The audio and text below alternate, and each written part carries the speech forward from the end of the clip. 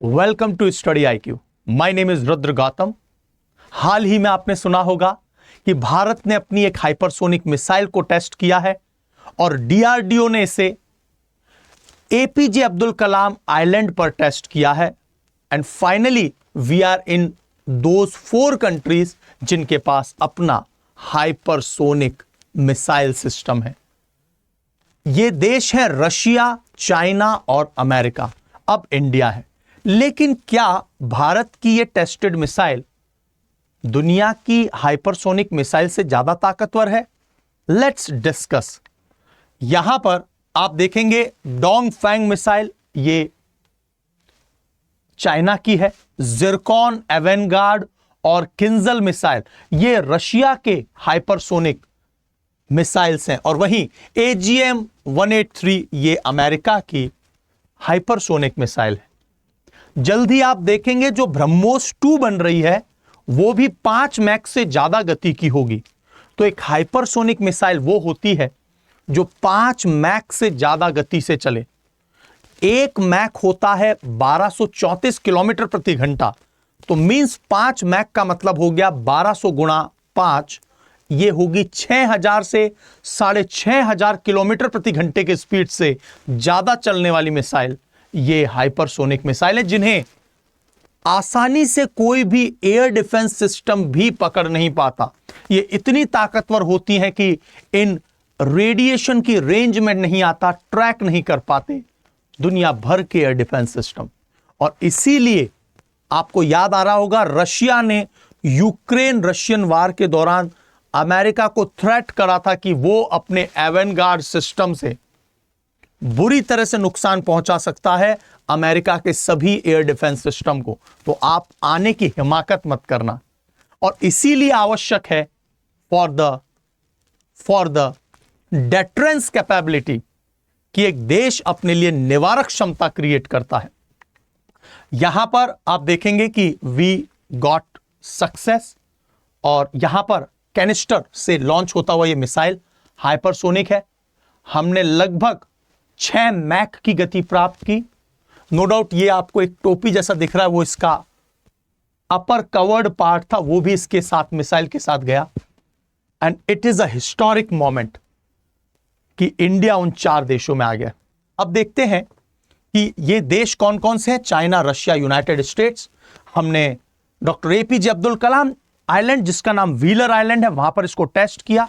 और यह hypersonic missile 1500 kilometre तक की मारक क्षमता रखती है और लगभग 6 मैक की गति पर चलती है। यह सब प्रयोग हम तब कर पाए जब हमने अपना खुद का स्क्रैमजेट इंजन बना लिया। आपको याद आ रहा होगा 2020 में हमने scramjet engine, supersonic combustion ramjet जिसकी फुल फॉर्म है, वो इंजन्स बना लिए और तभी हम हाइपरसोनिक मिसाइल्स को बना पाए हैं।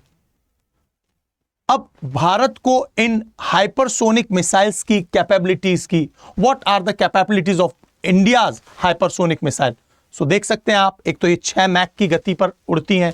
मैन्यूवरेबिलिटी का मतलब है कि गोताखोरी करना, कि यदि कोई प्लेन मिसाइल आगे गोताखोरी कर रहा है तो ये उसके पीछे भी गोताखोरी कर सकती है।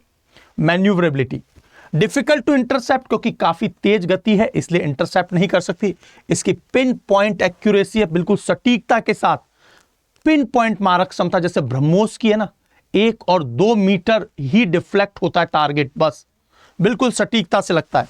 तो इस प्रकार की ये मिसाइल है। Why does India need hypersonic missile? क्योंकि आपने देखा चाइना के पास अपने हाइपरसोनिक मिसाइल सिस्टम आ चुके हैं और हमको डेटरेंस कैपेबिलिटी बनानी होगी, क्योंकि चाइना जैसा देश भारत पर कभी भी कुछ भी चीज लागू कर देता है, डिक्टेट करता है। तो हमारे पास भी वो टेक्नोलॉजी होनी चाहिए ताकि हम चाइना पर दबाव बना पाए। तो hypersonic missile are design to defeat modern missile and air defence system. और जो भी 5 मैक से ज्यादा की मिसाइल होती हैं वो आसानी से किसी भी एयर डिफेंस सिस्टम को चकमा दे सकती हैं।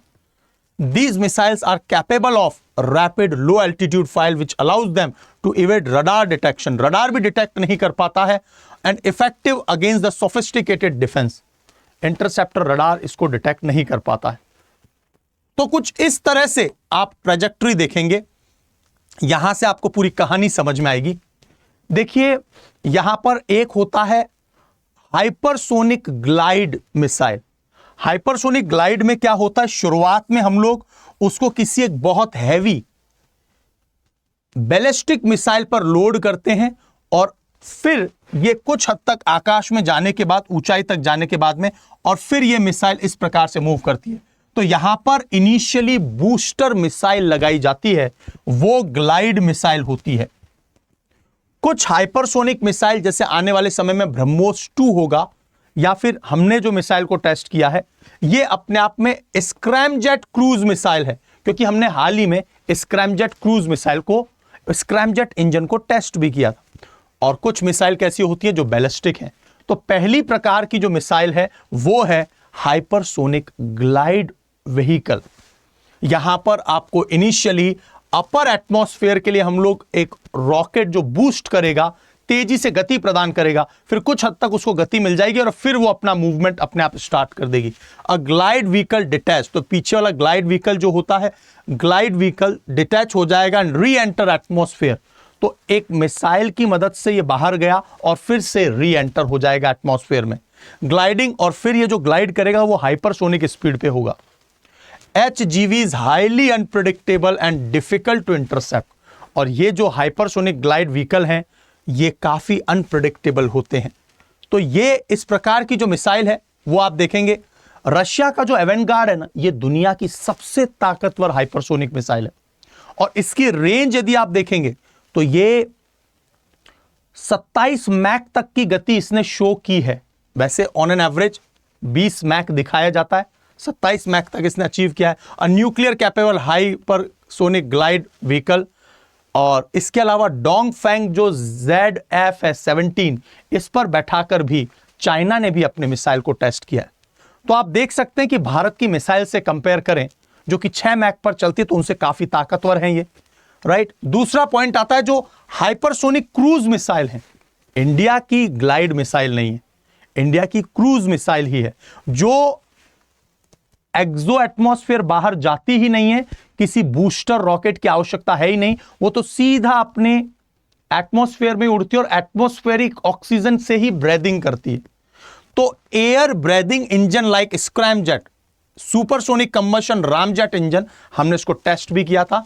और ये जो है बिल्कुल लो लैटिट्यूड में उड़ती हैं, काफी तेज होती हैं, 5 मैक से ज्यादा गति तेज होती है। जो मिसाइल्स नीचे उड़ती हैं उनको इतना आसानी से ट्रेस करना संभव नहीं है। तो यहां पर ये रैपिड स्ट्राइक कैपेबिलिटी रखेगी, एंटी शिप और लैंड अटैक का रोल प्ले करेगी। कुछ इसी प्रकार का भारत का मिसाइल सिस्टम को डिस्क्लोज नहीं किया गया है कि भारत की हाइपरसोनिक मिसाइल किस टाइप की है, लेकिन जैसा प्रतीत होता है वो हाइपरसोनिक क्रूज मिसाइल ही है। Is it clear? तो आप लोग देख सकते हैं कि 2 प्रकार की ये मिसाइल्स हैं। अब जो हाइपरसोनिक क्रूज मिसाइल्स हैं उनका एग्जाम्पल है रशिया की जिरकॉन मिसाइल, और ये 9 मैक तक की स्पीड प्राप्त कर सकती है। इसके द्वारा रशिया ने इसका प्रयोग यूक्रेन वॉर में कर भी लिया है। जिरकॉन का प्रयोग रशिया ने किया है, राइट, 2022 की बात। US hypersonic air breathing weapon concept, ये भी एक hypersonic cruise missile, hypersonic cruise missile है, जो बूस्टर नहीं, हाइपरसोनिक ग्लाइड नहीं है। ग्लाइड का मतलब अलग से पहले बूस्ट किया जाएगा फिर वापस से वो अंदर आएगी एटमॉस्फेयर में, इस प्रकार से। Is it clear? तो ये है अलग अलग मिसाइल्स, जिरकॉन, डोंगफेंग, AGM।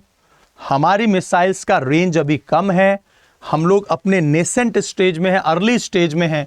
तो अभी ये कहना कि भारत सीधा कंपेयर कर ले, अभी हम लोग इनिशियल टेस्ट कर रहे हैं, ग्रेजुअली हम लोग उसकी स्पीड को बढ़ाएंगे। लेकिन ये बात बहुत अच्छी है कि हमारी मिसाइल का रेंज 1500 किलोमीटर है। उम्मीद करता हूं आपको सारी बातें क्लियर हो गई होंगी।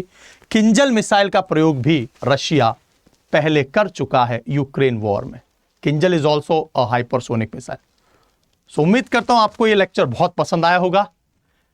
Keep watching Study IQ. God bless you all. Jai Hind. Namaskar.